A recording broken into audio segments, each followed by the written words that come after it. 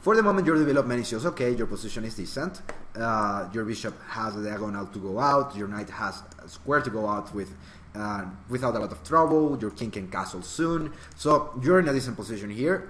It has been 6 moves and it has been okay, so nobody's dying here. Bishop g7, bishop f4, alright, knight f6, and here we have the first problem, you know? The thing is that I am attacking your bishop, so the position is open. And as the position is open, it might be good for you to keep the pair of bishops, because in positions which are open, basically bishops have more mobility, which makes them more worthy than knights. So in this position, instead of just playing queen d3, which is giving away the bishop on e4, without a way to defend it anymore, probably a better way to proceed might have been to play something like bishop d3, so that you're not losing the bishop. That means that you're keeping a decent position without a lot of trouble. Remember that whenever you're making a trade, you want the trade to be favorable for you. You do not want the trade to be good for the other guy, you want the trade to be good for you. If the trade is not good, you try to avoid it, but if you have nothing but to trade, well, you have to trade, right? So after you play queen d3, then your bishop on e4 is trapped, it cannot go anywhere, and now I'm just taking the bishop at any point. I'm not taking it right now because I can just castle without a lot of trouble, and the bishop is not going anywhere because you do not have any squares to go with your bishop now. As I can take the bishop at any point, I am not in a rush to do so. So you play rook f1, which is okay. I like this move because you're bringing your rook towards the center. This file here is much more open than this other one here, which means that you're giving activity to your rook. That's okay, that's perfect.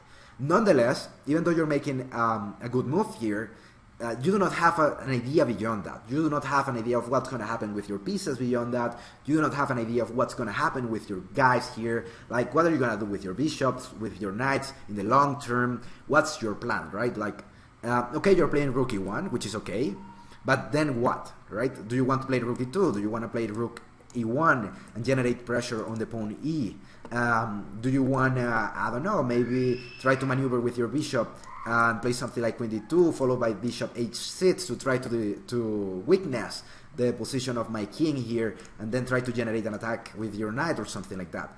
Do you want to do c4 and then try to control the center and finally try to push the pawn to d5? You need to have an idea here, right? You're playing rook e1, which is good, but you do not have anything else beyond that. Does that make sense? Right, yeah. So, yeah, I agree. See how after I played rook e8, which is a decent move because I am just defending the pawn on e7, which is kind of the pawn which is hanging, you play rook a d1, one more time you're bringing your rook towards the center, that's cool, but you're just bringing it out of inertia, but you do not have an idea behind it, right? So finally, I decided to take on e4. I like the fact that you took with your queen, because if you took with your rook, then bishop f5 is just winning the quality here, so that's not good, or the exchange also. Knight takes e4, queen takes e4, bishop f5, and see how now my bishops have decent positions here. You said I like the big diagonal of the bishop of e7, you said before, and see how the two bishops have a lot of activity, and they are threatening something here.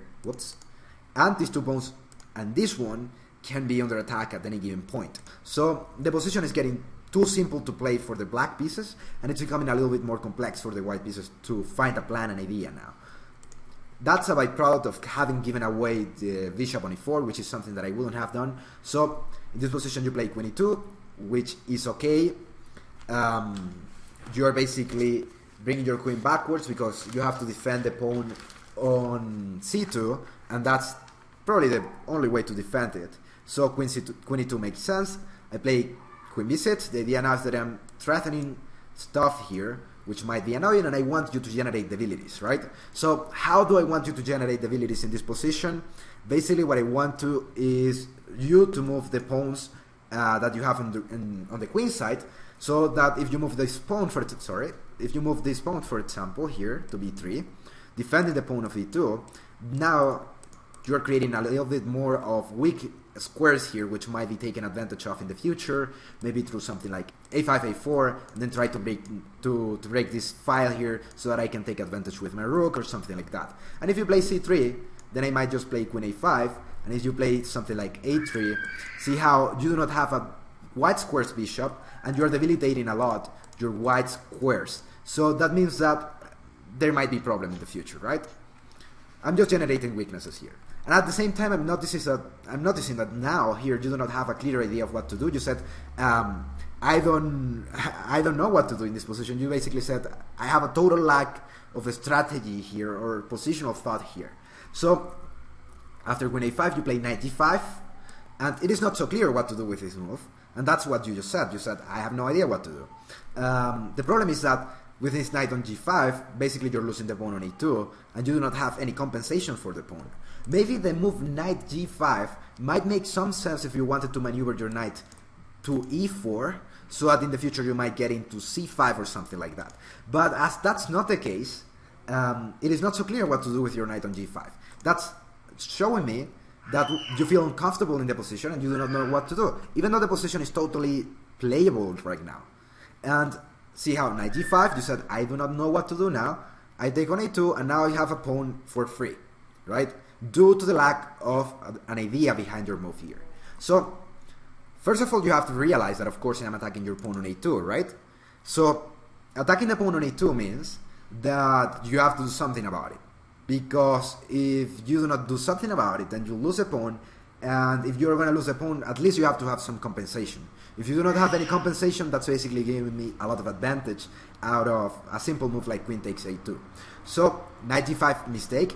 Maybe something better might have been just to play rook a1, or just to play a3, or even b4 now, because you're defending the pawn with your queen, and you're winning a little bit of the space. So those are some ideas which might have just defended the pawn on a2, even though they have their cons as well. That doesn't mean that you're just going to give away a pawn for free, right? So knight g5, not so good.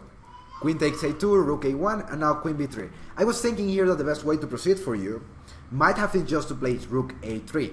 Because after you played rook a3, let's say I move to b6, for example, and then you can at least get some counterplay here, right? Maybe some moves which might be annoying in the future might be something like bishop e3, followed by threats of d5, threatening to attack on a7.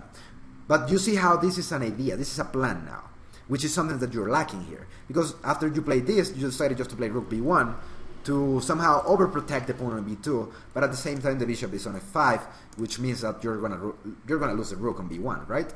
So Yeah. that's showing me one more time that you're lacking a plan here in this position as well. A plan would have been, well, I'm losing a pawn, I need to get some compensation for it. What's the most likely way to get compensation here? Probably through activity. So see how as you play rook b1, you're losing total activity here. Like, okay, your rook goes to b1. Even if I wasn't capturing your rook with my bishop, then suddenly your rook is just not doing that much. On the other hand, if you move your rook to a3, you're winning mobility here, because you're getting into a file which is more active. At the same time, you're bringing your other rook here to generate even more pressure on the pawn a7, for example. At the same time, you might just try to play something probably in the same order of ideas, like with c4, and try to break the center with e5 in the future. So that's giving you some activity. But in this position, if you just play rook b1, you're playing passively, and that's no good for you.